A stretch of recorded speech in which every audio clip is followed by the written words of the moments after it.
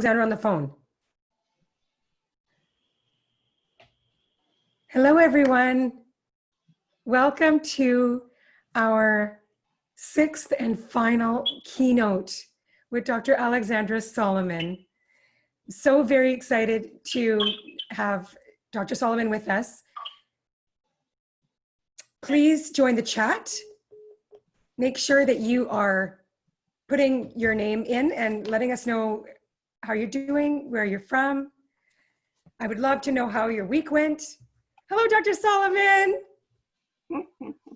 Hello. I want to make sure I can hear you. Can you hear me? Yes. Okay. You look beautiful. Thank you, as do you. I can see you, I can hear you.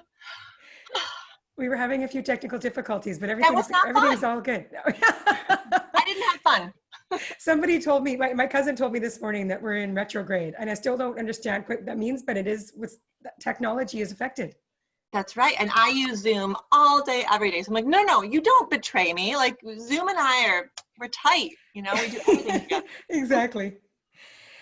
Please, as you're joining, make sure that you have when you go into the chat box, make sure that you have your settings at panelists and attendees, and join the chat. Let us know how you're doing. Hi, Jess. Nice to see you again. Kia ora.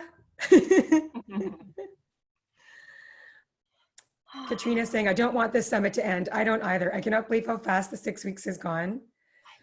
And this week has just been so amazing with the curriculum and watching you, Alexandra, and now getting to see you live. It's a treat.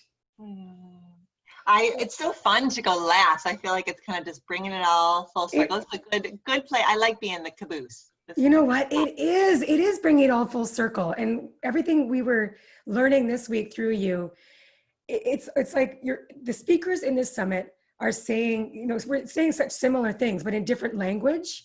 And I think, because we all learn differently, this, like your week for me anyways, really just concretized the learning and just brought it all, like you said, full circle. So I just so appreciate it. Good. We're going to get started because it's 4:03 and we're a pretty timely group here. So the first thing I wanted to do is express gratitude to the Coast Salish people, the original caretakers of Victoria, BC and British Columbia, the land that I call home. I appreciate those who have come before us, who have taken such good care of the land and waters we're blessed to live and work and play on. And tonight, I'm excited to introduce Dr. Alexandra Solomon. I first learned of Dr. Solomon through a book club. It was Mark Groves' book club that was put on, of course, through High Tide, the Taking Sexy Back book club. And I knew after learning through you that you would be just the perfect addition to our summit. Dr. Solomon is a clinical assistant professor in the Department of Psychology at Northwestern University and a licensed clinical psychologist at the Family Institute of Northwestern University. In addition to writing articles and chapters for leading academic journals and books in the field of marriage and family, she's the author of the books Loving Bravely and Taking Sexy Back. For those of you that have not read these two books, I think they would be the perfect summer reads. Dr. Solomon offers us a holistic approach for loving bravely, expanding our relational self-awareness, and reclaiming our sexual power so we can make healthy and conscious choices in our love lives. She reminds us that real love starts with us. She shows us why the first step to creating the relationship we want is committing to our own well-being. In her book, Loving Bravely, Dr. Solomon says, we assume people just ought to know how to do love, and that is a huge problem. It's very, sorry, this is the reason why the problem I've been addressing for almost 20 years in my therapy practice, my office, my graduation teaching, and an undergraduate course I teach at Northwestern University called Building Love and Lasting Relationships, Marriage 101. And I personally wish I would have taken that course in university. My goodness, I think this should be a prerequisite for all of us before we enter into a committed, intimate relationship. You offer valuable tools to help us show up and do love better. So thank you very much for being here tonight. thank you so much for having me. It is, it's a real privilege and an honor to get to be with you this way and get to be with this community that you have grown and nurtured and cultivated over these 6 weeks. So I'm delighted. Okay, well, I will share my screen and we can get rolling. We've got lots of ground to cover, y'all.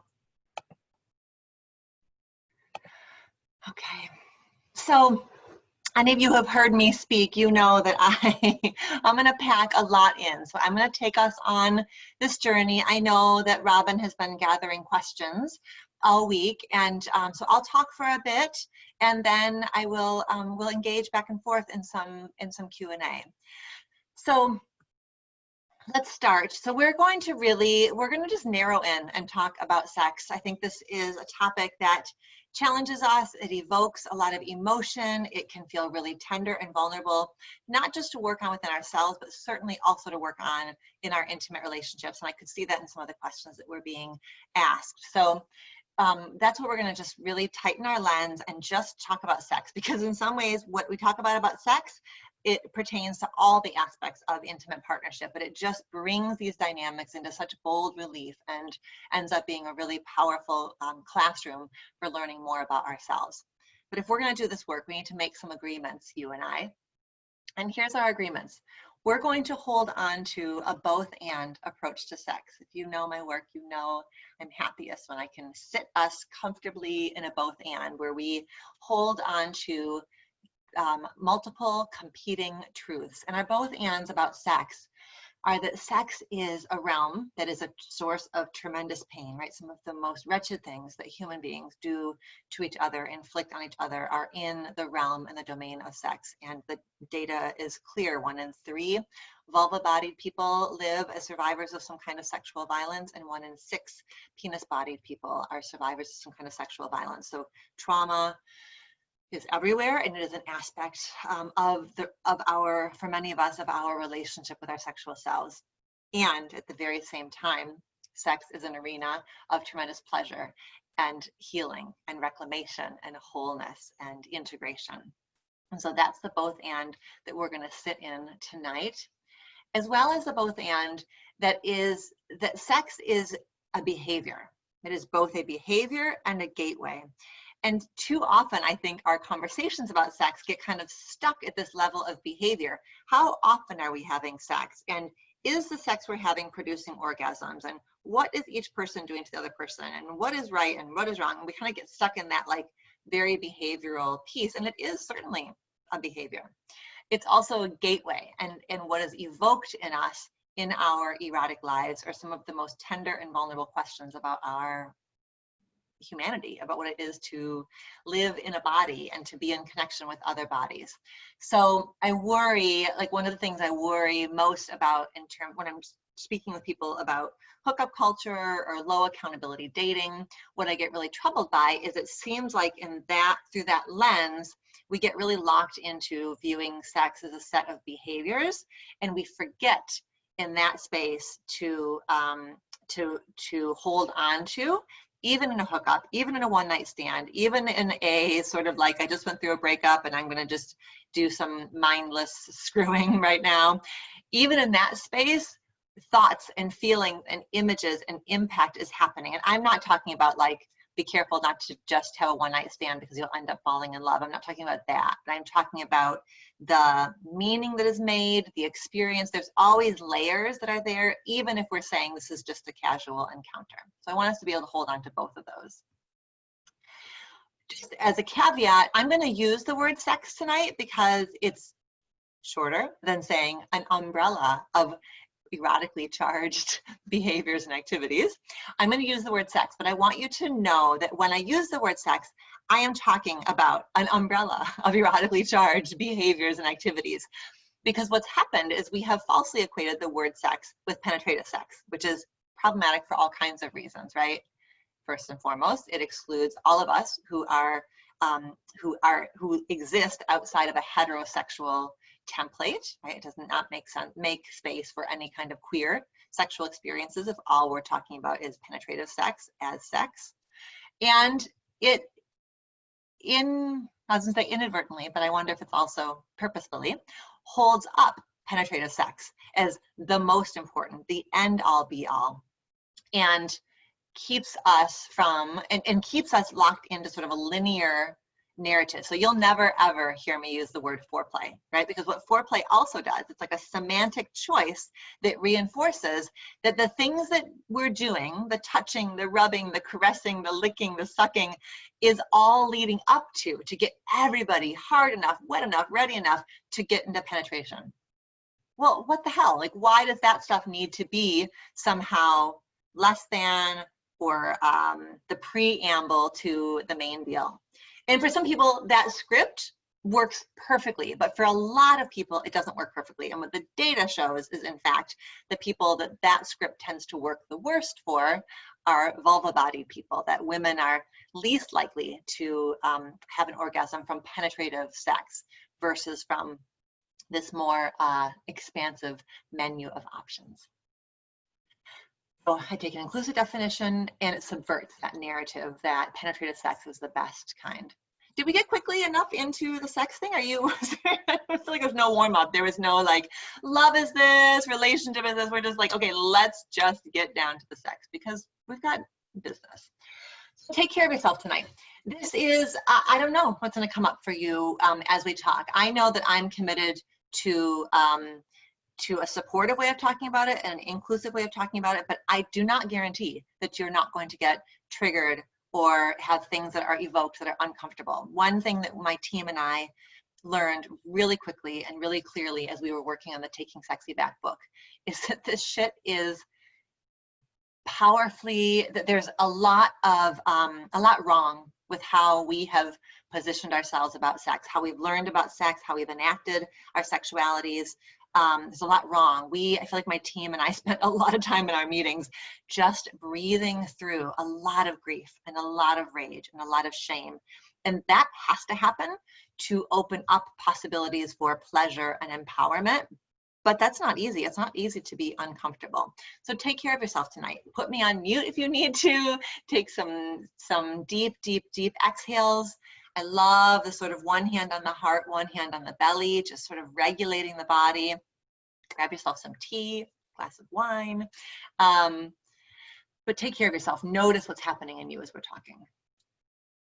Any of this work, if you are going, I mean, if you've signed up for the summit, you are like ready to kind of, you know, kick up some dust inside of yourself. But I hope that it's clear by week 6 that anything you do in terms of looking at your past, looking at your choices, looking at where your boundaries have been and need to be, all that work has to be guided by self-compassion, right? Otherwise, it just sucks too much. It is, we are at risk of abandoning ourselves and deeming ourselves to be wrong, bad, damaged, broken, unless we're guided constantly in our self-inquiry by self-compassion.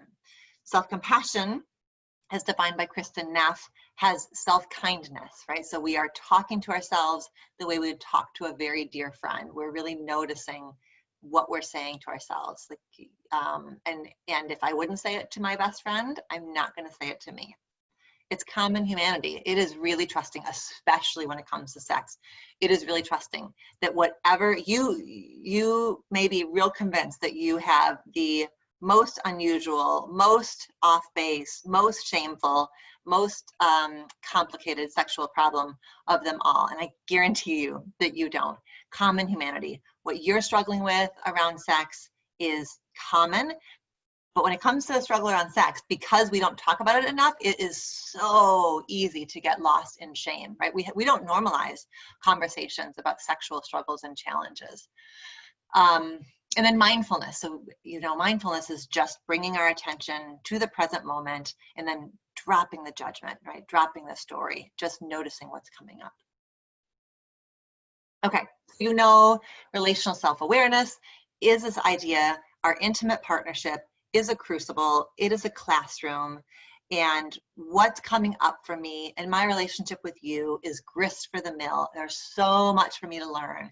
And the moment that I start to slip into judgment of you, you guys are not going to believe what she pulled the other day, right? And I'm finger pointing and I'm saying, like, look how hard I have it over here in this relationship with her. The moment I'm doing that, finger pointing, blame, or the converse, which is shame, I'm losing that opportunity to see my relationship as a classroom, and my reaction has a lot to teach me. So when we're talking about sex tonight, especially when we're talking in a bit about desire discrepancy or some of these questions that have to do with how do I talk to my partner about the sexual problem I'm having or sexual dissatisfaction I'm having, the how is that we always map our sexual challenges into this, we map all of our relationship challenges into this equation. Right? Your stuff plus my stuff equals our stuff. We come into our intimate partnerships with baggage. Whether you fell in love with the first, whether you married the first person you ever fell in love with, or are partnered in your seventh deep relationship, doesn't matter. You come in with baggage because you had a childhood and you had an adolescence, and all of that.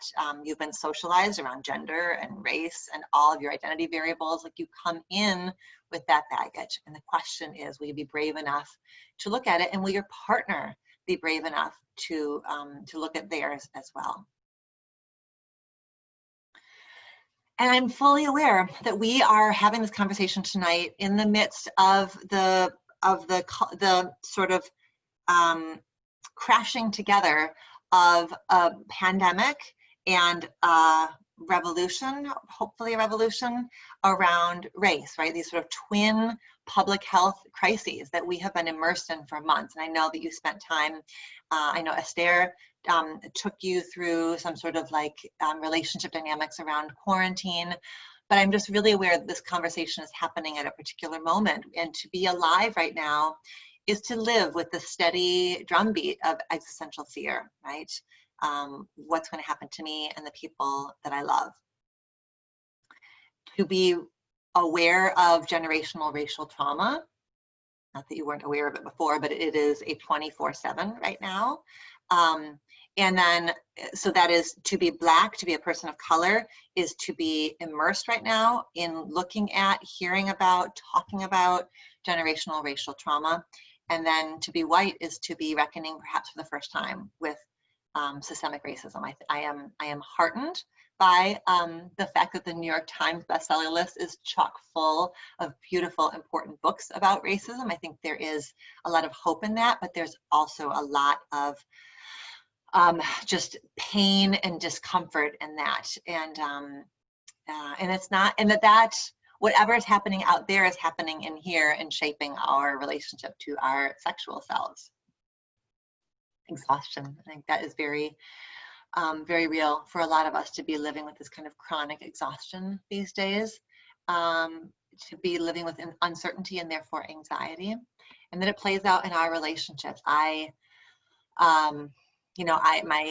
caseload right now is full of couples who are either accelerating, right? They're getting very deeply into relationship. Commitment is happening kind of at warp speed.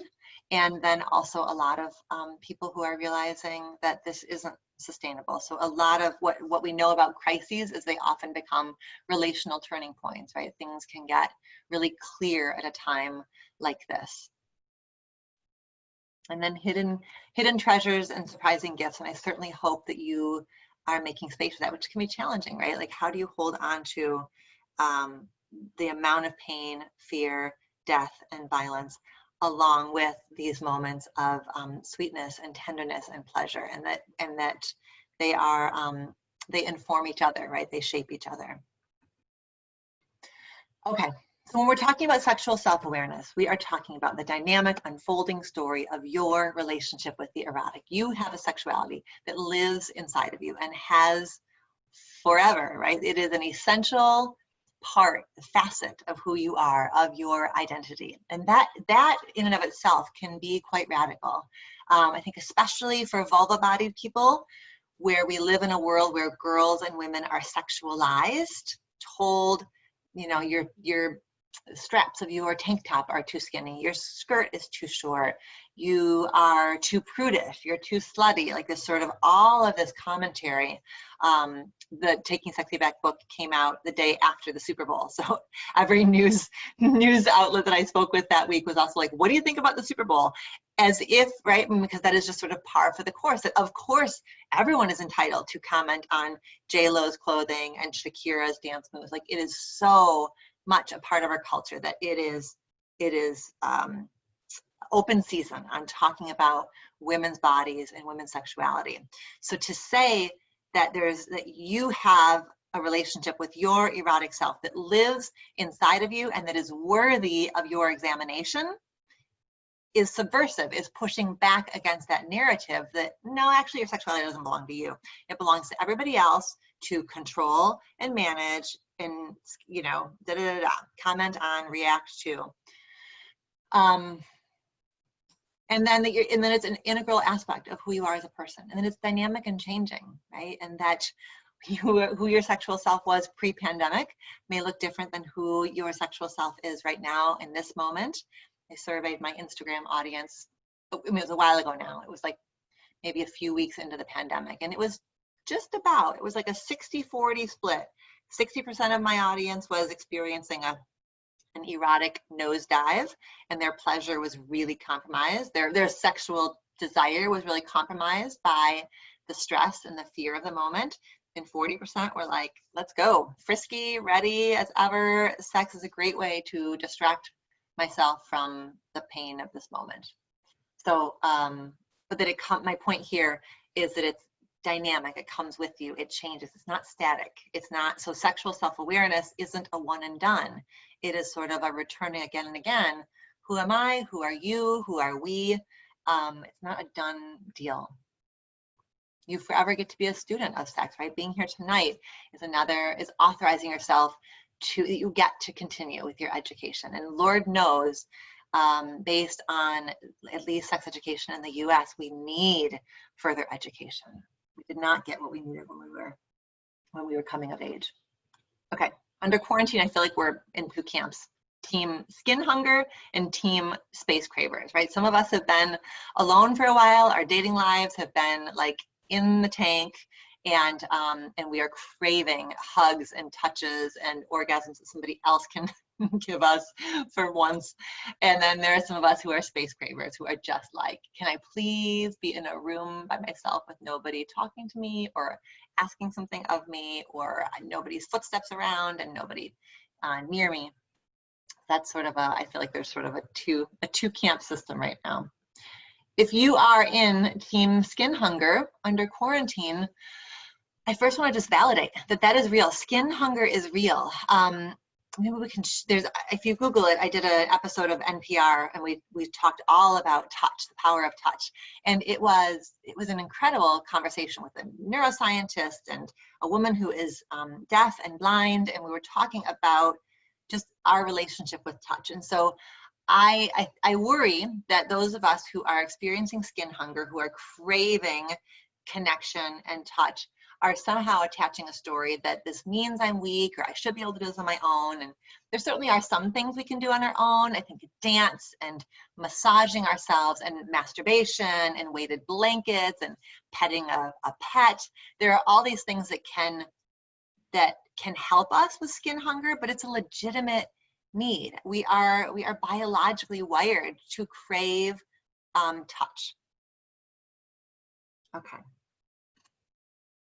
Sexual problems are common. So I love this little silly cartoon. I think some of our sexual problems happen because we have internalized ideas that sex should be easy and smooth, and certainly that this would never happen, that you think, okay, we're gonna make love in this position, it's gonna be so hot, and then it's just, the genitals are nowhere near each other. So sexual problems are common, and in fact, made worse by our silence, right? Which we come by real honestly. When were we ever taught how to talk about sex?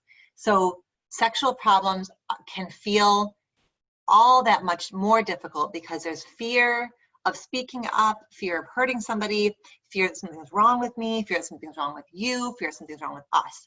So sexual problems are common and they have to be approached as a couple. So I want to just share a few like sort of gendered sexual problems that a few common few common erotic challenges for vulva-bodied people. And I think this is helpful because it may validate what you experience in your own body, and it may also offer your partner, if your partner is not sharing the same kind of body that you live in, if you're in a heterosexual partnership, it can be like I hadn't thought about that kind of challenge because our bodies, sex is so much about our bodies. And so if your partner lives in a different body than you, different genitalia than you, different socialization than you, it can be hard to understand that perspective sometimes. The body image problems are certainly endemic for those who grew up as girls and women, right? Whole industries rest upon us feeling like shit about our bodies and approaching them as these forever projects. And that comes with us into the bedroom. And it can be hard to imagine that our partner would celebrate our bodies when we have spent a lifetime viewing our bodies as a project, something that's never quite done. Trauma, certainly I mentioned that before. And when it comes to trauma, it's not a one-person job. There's a part of healing my trauma that I have to do with my therapist, with my body workers. But then when I am making love with you, I need you and I deserve you to be an intimate ally to me. So we need to work together to figure out what your allyship, how you support me, staying in my body, staying connected to you. And so that becomes a two-person deal. And that's beautiful when couples commit to intimate allyship. People pleasing. I mean, to be raised as a girl or woman is to be forever thinking about how's everybody else doing. And that can be a real pleasure killer in the bedroom, right? I mean, pleasure and orgasm aren't the same thing, but certainly can be an orgasm killer too. It can be really, if I don't feel authorized to advocate for the kinds of positions, paces, and touch that are going to bring me to orgasm because I'm so focused on pleasing you, I'm not going to have an orgasm. And now our sex is not going to have a lot of intrinsic motivation for me, right? It's much easier to be motivated towards sex that we feel like is reliably going to lead to orgasm. So that people pleasing can be very problematic. Knowledge gaps. In the book, we talk a lot about just basic anatomy stuff that women don't know or understand, which again is because our culture remained willfully ignorant, especially about the clitoris, for a very long time. Madonna whore, those internalized ideas of, if I orgasm too loudly, are you going to think that I'm a greedy whore? If I don't orgasm loudly enough, are you going to think that I'm a prude? Like this sort of like tightrope of it's one or the other. We know whenever there's a binary, it is, it's a recipe to inauthenticity, right? I can't ground myself in my own body if I am trying to figure out how to walk that tightrope between not too much this and not too much this. Sex as a performance. I think in the era of pornography, those of us, you know, the average age of when we start watching porn, when young people, younger than me certainly, who had access to free streaming porn from an early age, many of you started watching porn when you were 12, 13, 14. So you internalize a lot of images of a kind of sex that isn't particularly representative of real life sex, right? So I think vulva body people can feel like I need to perform like a porn star in order to make my partner happy or be sexually adequate. And that again is another recipe towards disconnecting me from me versus sexuality as an expression, right? Sort of that my experience with you comes from a place of me following my own body's sensations and me sort of a really fun jazz improv, right? We're playing off of each other. We're building off of each other and shifting according to each other's feedback versus kind of importing a script that we think we should be following. For penis body people, body image struggles, just the same. Here they often are focused on, understandably, in the age of everywhere porn, penis, right? And I think sex in general, especially for heterosexual people, I think for a man, his full experience of, I mean, his whole body is a pleasure provider and a pleasure receiver. But what porn focuses on, and then therefore the messages that men internalize, is that it's all about what's happening in my penis. It's what that script internalizes too, right? If penetrative sex is the #1 goal, then the penis has to get hard and stay hard and do exactly what it's supposed to do at every moment in order to keep this whole thing going. It's a ridiculous amount of pressure, for which I feel no envy for those who live with a penis. I think it is unfortunate and constraining. So the body image struggle may be around feeling like I don't look like a porn star. My penis doesn't look like a porn star penis. I don't function like a porn star. Erection focused sexuality, performance versus pleasure. If I'm so focused on getting hard and staying hard and not coming too soon, but not taking too long, that focus is wholly different from a focus on pleasure, right? Pleasure and just like leading with the full body rather than just narrowing down. Allowing for complexity. I think that we, you know, people, if once you start listening for it, you'll hear it everywhere. These sort of like, you know how men are. You know, men are more like this. And men, when it comes to sex, men are da da da. I'm sure you've said it. I've said it. You've heard it. It is, we do a very good job of teaching our boys from a very early age. You are simple. You don't get confused. Your emotional world is simple. And that's just what it is. And I think that men carry that oftentimes into their sexuality, that your sexuality should be simple. You should want it all the time. And it shouldn't be particularly emotional or like emotionally intimate for you. It's just about like getting some. And that does a massive disservice to men and then to their partners. Extending from that, it becomes a self-worth regulator, right? Like if my partner doesn't want me, if my partner isn't in the mood, I am not worthy, unloved, unattractive, devalued, unappreciated, unseen. So it can become this real trap and I think that starts in adolescence, right? Sort of male competition with other males around like getting a girl grows up into, if my especially female partner rejects me, it's a loss. It is it's a blow to my ego in a way that then just perpetuates the problem. And then in conversations about sex, what I hear over and over again, we have some questions tonight about, I want to talk to my male partner, but I'm afraid.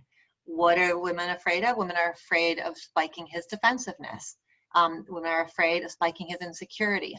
And so that, which no man asks for that burden. That's an inheritance. It's a cultural, that's what happens under patriarchy, where we teach men that their worth is around sexual prowess and financial status. Then anything that threatens either of those triggers anger and insecurity and defensiveness. So men come by that honestly, but men who commit to healing that and learning how to hold space for a more nuanced conversation about sex, there's huge payoffs to that. Robin, where are we on time? I should be wrapping up, shouldn't I? There's so much information though. I was wondering if everyone else is okay, and if you're okay, can we go a little bit over? Of course. Mm-hmm. Okay, yeah. Let's keep going. You know me. I would love to. Okay, I know, it's just, there's so much quality information here. I think let's just please keep going, and we'll go like 15 minutes over. Fine. Okay, fine. Okay, so you've got 15 minutes, and then we'll do questions. Really? Okay. I know, I'm like, you know, teacher, author, therapist. Like, it's like wordy. Like I'm like a triple threat of like never making things succinct. Okay. So I want to just do a little education about sexual desire so that we can get to sexual desire discrepancy. So the number one most common couple sexual challenge is desire discrepancy. Of course, because the chances that the two of you are going to want the same items off of the sexual buffet in the same configuration at the same frequency are slim to none. And in fact, it's not that hard over time with any given couple to identify who tends to be the higher desire partner and who tends to be the lower desire partner. And those labels tend to reinforce the problem and kind of like limit how we view the problem, right? If I'm the higher desire partner and you're the lower desire partner, then I'm going to be trying to convince you like how you're going to want more sex, and you're going to be trying to convince me how to want less sex, and we kind of get stuck in that space rather than coming up with a third option, which is more about cultivating an atmosphere that invites our erotic forward, which is a hard place to get to because so for many, many, many years, this is how sexual desire was talked about. The idea is that sexual desire, like me wanting to have sex with you, starts because I have the subjective physiological experience of horniness. That was the idea. The human sexual response is you feel horny, you get turned on, you have an orgasm, maybe several, and then resolution. Like that was the linear arc. And so if you didn't follow that arc, you had a sexual problem. So we have ended up with a situation where 40% of vulva-bodied people are diagnosed with something called hypoactive desire disorder, like low desire. So in the last 20 years, we started to, I say as if I was there, Basson and her crew have started to be like, you know what, if half of the population has a problem, perhaps the problem is in the construction of the definition of the problem.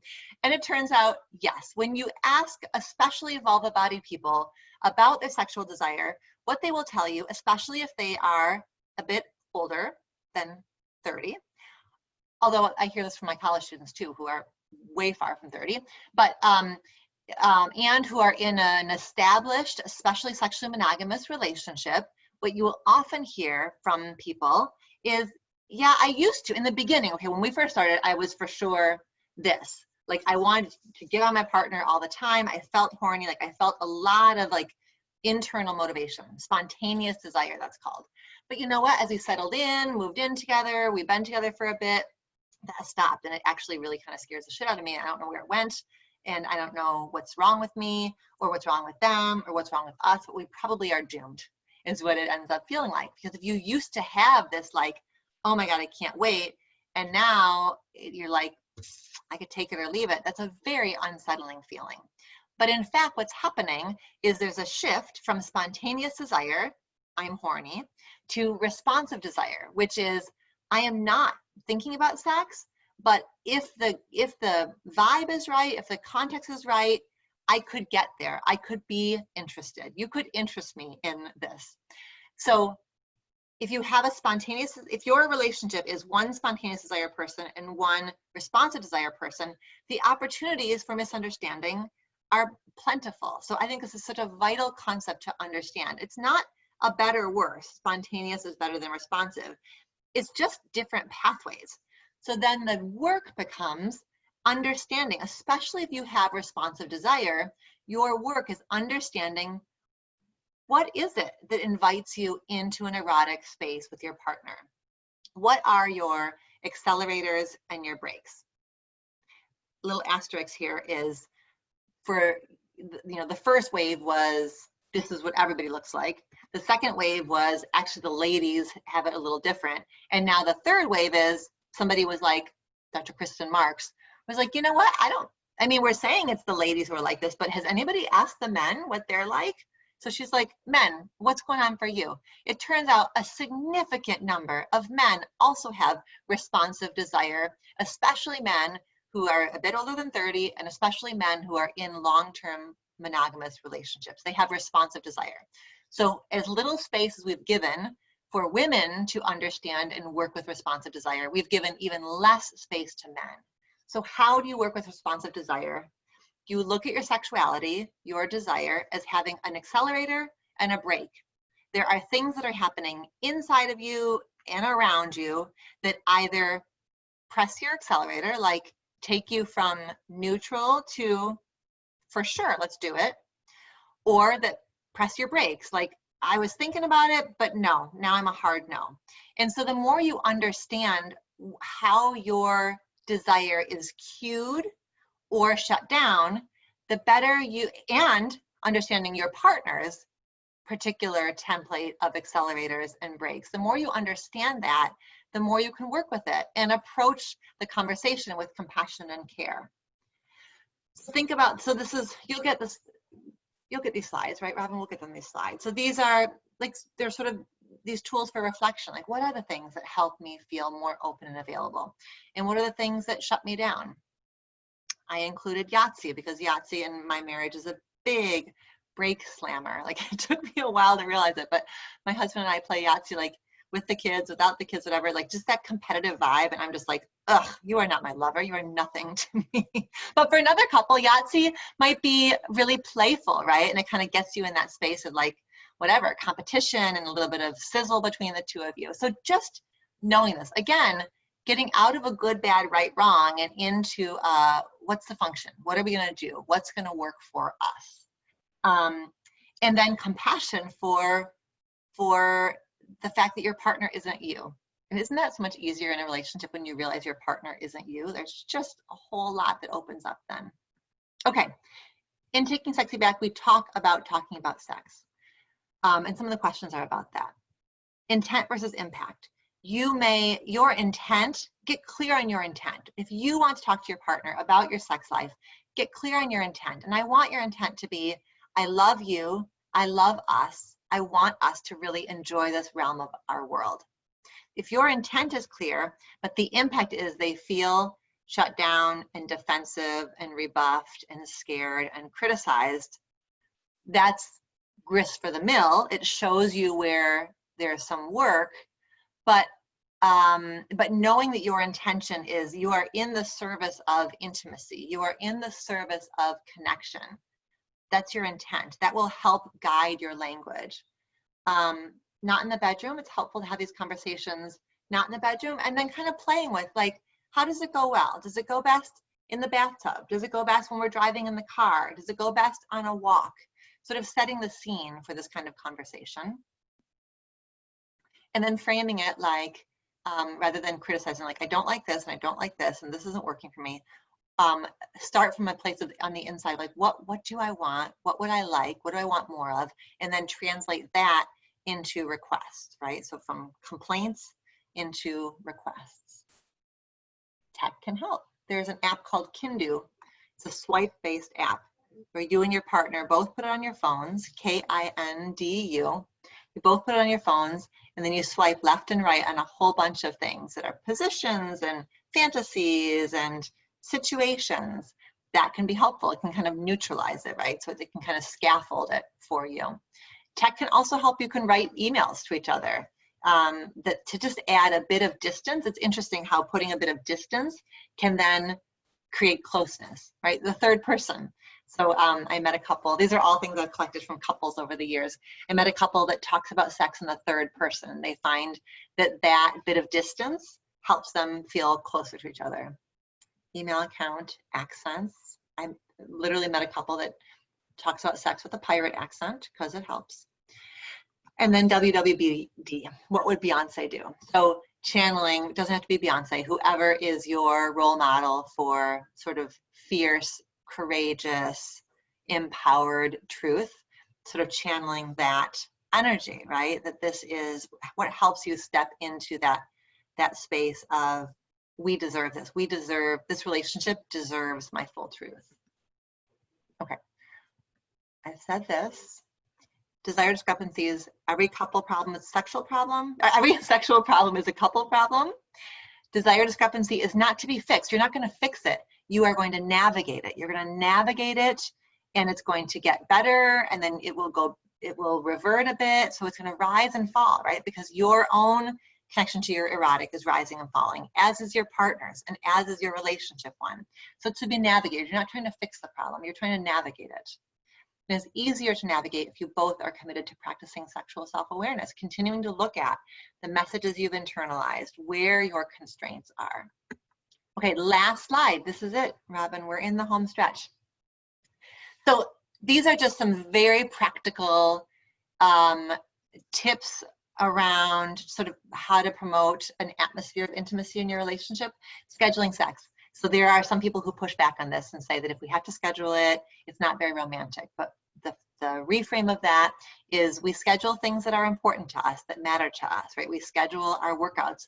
We schedule walks with our friends. We schedule things that matter to us. And if scheduling it can be done with an air of playfulness, like, here we go, putting something naughty on the schedule, then it's fun, right? So notice if your resistance is, oh my God, we are officially so lame that we're scheduling sex. Then yeah, it's going to suck, and it's going to breed resentment, and it's going to breed distance. But if it's sort of like, we value this so much that we protect this time, then it's all part of the seduction.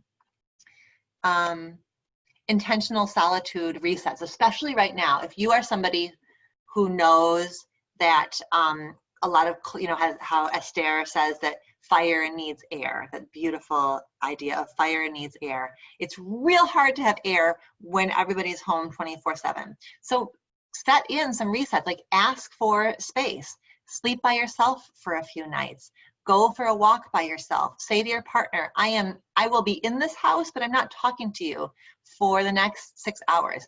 Be okay being alone together.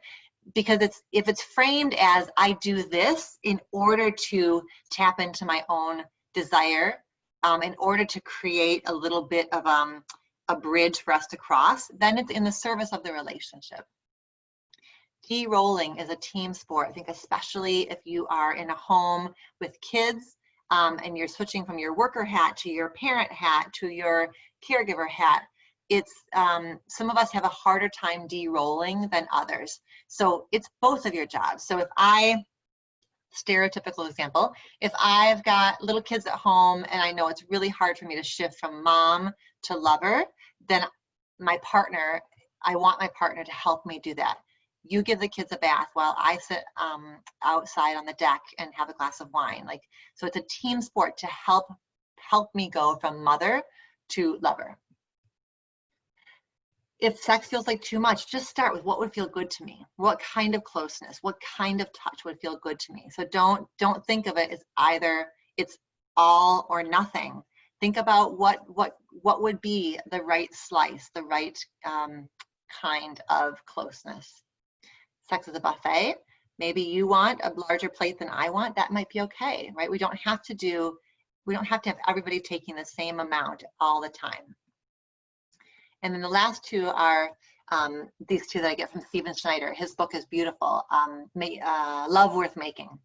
Simmering, he says, is this practice of all day long just having little bits of touch, a little 1 minute makeout in the kitchen, a shower together, things that are things that can be erotic but not be an entree into a full sexual experience. Because oftentimes what happens especially with a spontaneous desire partner and a responsive desire partner, is that then every time he walks up behind her, using the stereotype, and kisses the back of her neck in the kitchen, she tenses and she's like, oh my God, he wants sex.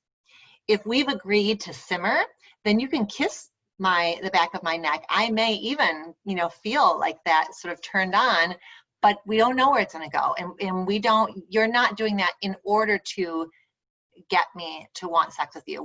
You're doing that in order to just help me remember that I'm a sexual being, that feels really good. It just keeps that lane open. And then a two-step I love too, which is just starting with almost like a couple meditation where we lay down together, and whatever it is, like I put my hand on your chest, or we just kind of regulate ourselves and let the day melt away a little bit and just regulate into that. I smell you, I settle in, I let go of the worry, of the list of to-dos, and that's the first step towards the transition. It's a part of that kind of de-rolling to sort of promote intimacy by saying, we're gonna work together. And it's not gonna just be lights off, start kissing and go.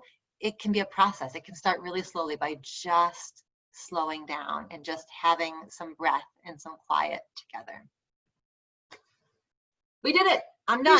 We sure did. That was amazing. All I got for you. And I think it's worth the extra time, Dr. Solomon. I so appreciate every single slide. And yes, we will be sharing the slides. So thank you for sharing those with us.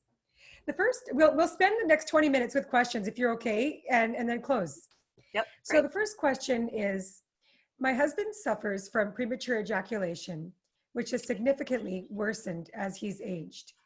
Although he is very generous and thoughtful in other ways in the bedroom, I feel it lacks intimacy and connection. My question is, can he be cured? And if not, how can I have the closeness that I crave without penetration? Okay. Yep. Okay. So first, I just want to honor that I hear the tenderness and the vulnerability in this question, and also, the care with which you are asking this question. So I want to just name that right off the bat. If we were in a therapy relationship, I would first be wanting to understand, to whom have you turned for help? Have you worked with a medical doctor? And have you worked with a sex therapist? There are there are a lot of like very behavioral kinds of therapies and approaches. Barry McCarthy is one of the writers who has done a lot of writing and work with very behavioral strategies for men around premature ejaculation. And so I don't know how much of that you have tried. I would not be surprised if the answer to that question would be, we've done little to nothing, because the constraint of shame is so big and our culture does everything possible to reinforce it. Think about like a Viagra ad, right? Those Viagra ads are all about like, get the medicine without even having to tell a doctor you have a problem. Like that message reinforces the idea that it is shameful to somehow talk about any challenges to erections, when in fact, challenges to erections are incredibly common. And so that would be the first question of like, who's on your team? Who have you brought in? Who are your allies? And I heard in this question also about an absence of intimacy and connection. And I don't know what that is about. My hypothesis is that intimacy and connection are compromised by his feeling of disappointment and shame, and your feeling of fear of like, is it going to happen again? What's going to happen tonight? Right? Those kinds of sort of fear and shame are going to for sure block things like intimacy, connection, joy, playfulness. So I will tell you, if you go see a sex therapist, the first thing a sex therapist is going to do is like take the penis right off the table and want you guys to do everything with all the parts of your body but the penis, and not worry about what that penis is doing. And that in fact, by taking the attention off of it, is a step towards reestablishing new kinds of patterns for him inside of his own body. And the last thing I will say is, if you are missing, what I hear in this too is you're missing penetration. And so I don't know if you're missing penetration psychologically, maybe in part, but you may also be missing penetration physically, right? That there is for you a way in which the orgasms you have from penetration feel good, better, different, or just like something you'd like to have available to you. So then I would be wondering about what's getting in the way of you guys bringing in a sex toy, right? Where rather than it being shameful for him that his partner needs a dildo, needs a sex toy in order to experience like that really deep penetration, he could experience it as a source of pride that he's with you, that you and he are working with this toy in order to bring you to a place of a kind of pleasure that you really enjoy and that he really enjoys witnessing. So can it be additive that you guys get to have this experience with this toy, rather than somehow reinforcing shame that this toy, that's like this awful story of like the toy is doing the thing that you should be doing, which is going to, of course, feel awful to everybody involved. I love that advice. The next question is, I'm curious what you might recommend if you've met a person and clicked on every level except sex. They're emotionally there for you, you're attracted to them, have fun, can talk, share, communicate openly. But when you decide to have sex, it's just not what you imagined. It's not pleasing for you. What are your best tips? Yeah. Well, first of all, it sounds disappointing, right? I imagine that feeling of like you've built up all of this kind of connection, anticipation, and then the experience is not particularly pleasing.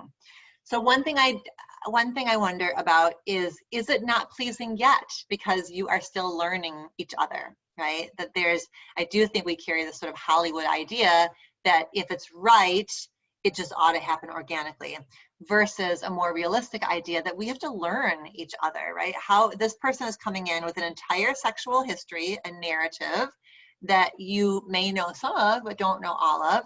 And you are coming in with a whole sexual narrative and history that that person is learning about you. So it may be that you're learning each other, you're finding your way. I do think that if you both are committed to practicing sexual self-awareness, being curious, asking each other questions, looking at what's coming up for you, what are you afraid to say, what are you afraid to ask for, what do you worry will happen? In that way, none of it is like brain surgery, like none of it is like, it's not like you lack the sort of like skills to create experiences that are really fun together. But what you may lack is currently the safety or the familiarity to be able to get into what do each of you want more of. But my worry is if it's not pleasing, the idea is sort of like, therefore we're not right for each other because it wasn't pleasing. Versus that we have to grow. We get to grow as a couple together. And I love, like, look at these things we have in our favor: emotional intimacy. That whole list that Robin just read, it was like a really solid list of like a lot of things in this relationship that are going well. And so I think you can leverage all of that to approach this and to know that, okay, so we're like in school together right now. We are trying to figure out how to feel our way into something that feels really good to both of us. It's a process, right? Like when you meet somebody new, like you said, there's so many great things. Yeah. And it just could take some time. Yep. Mm-hmm. Mm-hmm. The next question is, what do you recommend for partners who prefer completely different types of sexual experiences? One likes more sensual and the other likes more physical. Other than positive reinforcement and verbalizing what one likes, what is the best way to communicate sexual preferences? Mm-hmm. Mm-hmm. Yeah, I think that is, so I hear in that language, I suspect that you've taken Jaya's erotic blueprints quiz. So if you haven't done that yet, it's an interesting, you know how like there's the 5 love languages with Gary Chapman. There is a gal named Jaya, and she has this erotic blueprint quiz. It's very fun and simple, and kind of similarly gives you, there's one that's sensual, one that's physical, one that's shapeshifter, kind of there's 5 different like erotic styles. And so it sounds like I don't know if you guys got that language from there or you just created it, but one of you is more sensual and one of you is more physical. And so it certainly may feel like it would be easier if you guys were very much in sync and kind of valued the same things. But whenever there's a because differences can feel scary and threatening, awakening questions like, am I going to be able to satisfy you? And are you going to be able to satisfy me, right? Like the question kind of goes in both directions around that difference. Like, am I going to be enough for you? And are you going to be enough for me? So I think the difference can feel frightening.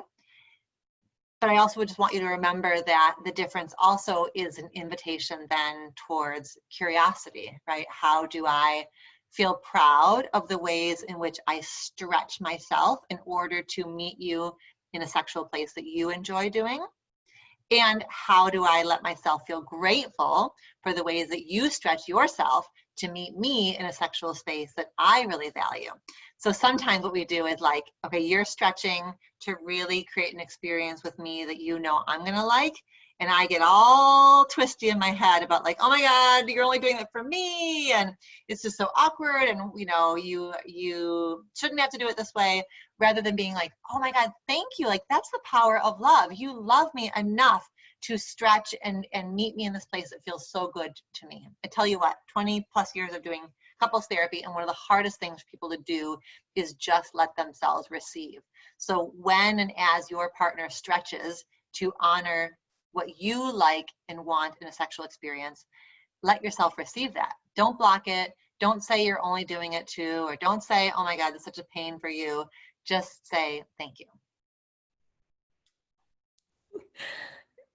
Next question is, what is a normal decline of sexual desire as you age? Our relationship is so much better with regular sex. However, I always feel neutral. I don't really desire intimacy, even with the knowledge it makes my relationship better. Well, I don't know how to define, I'm not sure how to define normal decline in desire as we age. But it is certainly, you know, the literature supports it, that that certainly we have less spontaneous desire as we age, and hormonal shifts, medication side effects. Some of it I do think is like the internalization of cultural narratives of what counts as a beautiful body or a sexual body. And so as our bodies age and we look, we see that our bodies don't line up quite the way they used to with the cultural ideal of what a sexual body is. That in and of itself can be a problem. So sometimes what is helpful is just knowing that, like knowing that I'm at risk of desexualizing myself because I have been swimming in this stew of this culture that has said that an older body is a less sexual body. And then I get to say, fuck that. I don't want that narrative. That's not my narrative. I didn't ask for that. I get to be X age and still sexual and still sexy and still desirable and still desirous. So I think can be a lot of factors, everything from hormones to cultural narratives to sort of like just psychology of what we have to integrate as we get older, how it feels to be an older person, that can all get in the way. And then the other piece of that question is like, right, I don't feel desire, but I know it's good for us. That is so true, and I think captures the experience of so many people. We know that when we are making love with our partners on a regular basis, we cut each other more slack. There's a cushion of positivity underneath us, but we have to remind ourselves and be reminded again and again of that, especially if we have a lot of responsive desire. And so just saying, okay, responsive desire, I know that you could like put sex in the corner for a really long time, but we also know that when we have an orgasm with our partner, we feel better, we are more gracious. So let's figure out how to press the accelerator, whatever that looks like, wearing sexy lingerie, watching a sexy movie together, having a great conversation together, just declaring it's happening tonight, come hell or high water, that like having multiple pathways into a sexual space because you know that it's good for you. Much the same way like with a workout, right? A lot of times we like don't want to work out, but we know that when we do it, we're going to feel so good. I love that analogy, that comparison, because it's so true, right? It's so true. Once you start working out again, you feel so much better. The next question is, when it comes to feeling confident in myself, how do I feel less pressure against the clock? I'm in my 30s and feel scared that time is running out to meet someone who will find me sexually attractive after a certain point.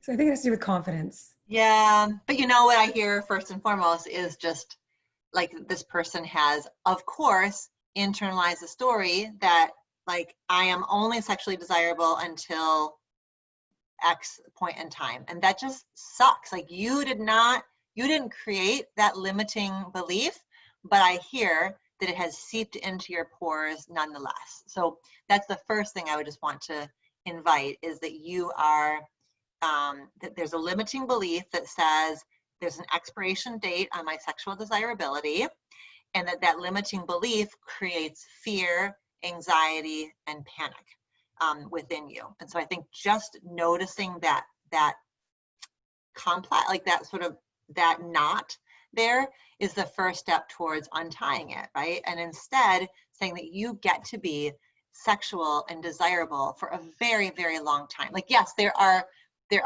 real things around your fertility, right? So I don't know if sexual desirability is really what you're saying is like fertility desirability. And yes, there is some capital T truth there, that if being a parent is valuable, and if being a parent in a biological way is valuable, then yes, there could be some fear there.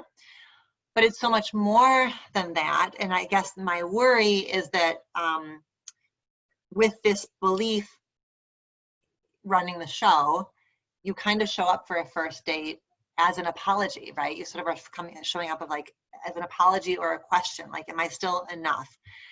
And that, when we know we're in that space of like, am I still enough? Or I'm sorry, I'm this.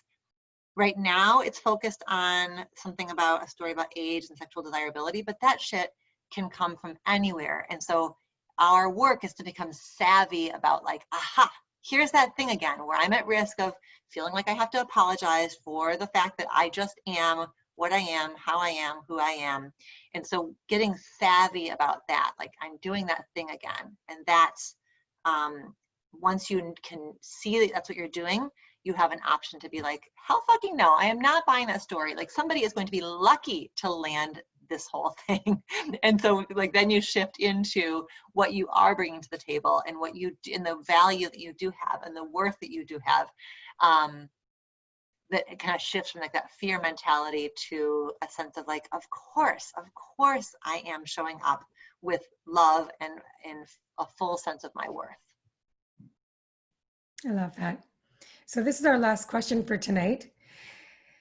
The question is there a proper way to bring up a desire for greater sexual exploration with my partner without making him feel insecure? Our sex is great, but I feel like I need more. But I don't want to hurt him or make him feel like he isn't enough. Yeah, we touched on some of that tonight, didn't we? I guess what I would say too is that I hear that you don't want to hurt him and that you don't want him to feel badly, which is beautiful, right? It means that you're not a sociopath. That means that you are connected to this man, and that becomes your like North Star, right? That you are speaking from a place of love and appreciation and gratitude and curiosity. Like, I'm curious about where we might go. I think sometimes having a thing to talk about, whether it's you listen to a podcast or you show this recording, like having something as like a touching off point can be a bit more neutral rather than like, I want to talk about you and I. Like sort of just having something, a book you read, an article you read that becomes like an opener to a conversation can be helpful. And then and getting clear. So in this question, I noticed it was like, I want more. I guess I wonder, do you know what the more is? Like, how aware are you of what you want more of? What does your more look like? Is it more presence, more emotional connection, more words, more variety? Like the clearer you can be on the what is the more, like the more you can kind of paint in your mind a picture of, if I was really happy with our sexual connection, it would look like this. The clearer you can be about that, then the clearer you can articulate in a way that's really positive and inviting to your partner what it is that you are hoping to bring forth in him. And having just a ton of compassion for what might be blocking that for him, right? That it is not, that those blocks may come from whatever it is, his own trauma, his own religiously shaming upbringing, his own fear of letting go, fear of being embarrassed, fear, whatever, like that's, and if that can be the conversation, is he opens up to you about like what gets in the way of those things for him, I mean, you all are off to the races then. And then I guess the last thing I would say is just a plug for therapy, right? So couples, if you're going to hire a couples therapist, I want you to ask explicitly about your training in talking about sex and helping couples with sexual problems, because if you watch my TED Talk, you know that not every couples therapist was trained in how to talk about sex or knows. So that's education that we had to do on our own to get to that place. Or a sex therapist. So sex therapists are trained in like making space to help you address as a couple or as an individual. I have lots of individuals I send to couples to sex therapy. You can go to sex therapy as an individual, but you certainly can go to sex therapy as a couple.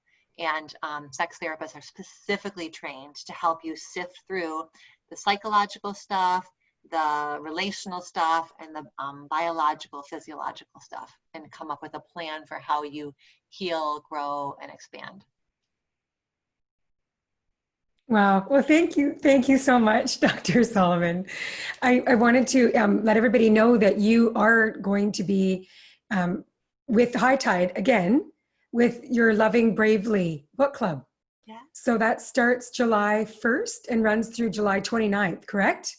It does. I'm Yeah. listening to your book right now. It's fantastic. Oh, There's so many, it's like, it's almost like every paragraph is a quote. I'm like, oh my gosh, oh my gosh. So I'm looking forward to engaging in your next book club. And so we'll make sure that everybody that's part of our High Tide Summit will be sent the link, and you'll receive 15% off. So we'll make sure that we send that code. People can sign up for, it starts July 1st. So runs for a month. good. And, We'll get to learn more from you there. Mhm. And you had also mentioned a course that you are teaching online. Can you tell us a little bit more about that? Yeah, so I don't know if there are therapists or coaches in this crew or just really, really nerdy regular people, but I developed with Psychotherapy Networker, which is a big continuing education provider for therapists. I developed a course called Loving Bravely, Helping Clients Who Are Single, Dating, and Single Again. It's a big course, tons of really rich, detailed content, additional worksheets, bonus articles. Like, it's a full course, and it's, you know, self-paced. It's 8 lectures. Each lecture has a conversation where like one is with Mark Groves. So I give a lecture, Mark watched the lecture, and then he and I talked about the lecture for an hour. So for each lecture, there's a conversation I have with a clinician about that content. And so it's the Loving Bravely course through Psychotherapy Networker, and you receive, I think, like 16 continuing education credits. So it's a meaty offering. Wow. Well, this week with you has been so full of valuable insights. And one of my key takeaways this week has been the realization that being in love with somebody is a constant dance between, you say, conflict and closeness. Both conflict and closeness are woven into a relationship, and both are part of love, right? I've never heard, I think just those words together, it really just sunk in with me. And you said, right, it's just, we're so culturally ingrained to look at our relationships as this place that should be no conflict. And if there are bumps, that's a problem, right? We need help. But actually, it's such so natural to have conflict with closeness. So it's like this dance and balance between the two. And what you're teaching us is to appreciate and embrace the conflict that will inevitably arise. And it's truly, I think, I felt like it was a paradigm shift. So thank you for inviting us to look at our relationships with new eyes and through the lens of relational self-awareness. And I always close our keynotes with a blessing. And our blessing tonight is with your words, Dr. Solomon. So may we adopt a practice of relational self-awareness by continually taking risks to look inward rather than always to our partner for change. May we look curiously and compassionately at what our love lives are stirring within us. May we look at our romantic relationships as a classroom, ourselves as a student, our partner as our teacher. May we be mindful and present, letting go of the stories that are often untrue. May we relate to our sexual selves with profound self-compassion. And may we do the inner work in order to create dynamic, passionate relationships that can go the distance.